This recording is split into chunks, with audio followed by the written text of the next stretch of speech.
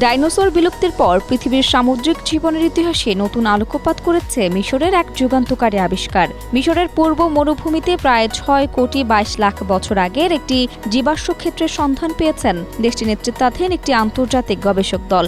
গবেষকদের দাবি, এই স্থানে শত শত অত্যন্ত ভালোভাবে সংরক্ষিত সামুদ্রিক মাছের জীবাশ্ম মিলেছে, যার মধ্যে ২০টিরও বেশি প্রজাতি আগে বিজ্ঞানীদের কাছে অজানা ছিল। প্রায় ৬৬ মিলিয়ন বছর আগে এক বিশাল গ্রহাণুর আঘাতে ডাইনোসরের যুগের অবসান ঘটে। সেই বিপর্যয়ের পর পৃথিবীর সামুদ্রিক প্রাণীকুল কিভাবে পুনরুদ্ধার হয়েছিল সে সম্পর্কে এতদিন খুব কম তথ্যই ছিল।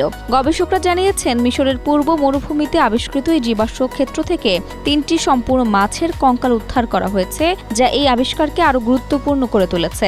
বর্তমানে বিজ্ঞানীরা একই স্থান থেকে পাওয়া প্রায় ৫০০টি সংরক্ষিত মাছের জীবাশ্ম নিয়ে গবেষণা করছেন। তাদের আশা, এই গবেষণা আধুনিক সামুদ্রিক বাস্তুতন্ত্রের উৎপত্তি ও বিবর্তন সম্পর্কে নতুন তথ্য উন্মোচন করবে।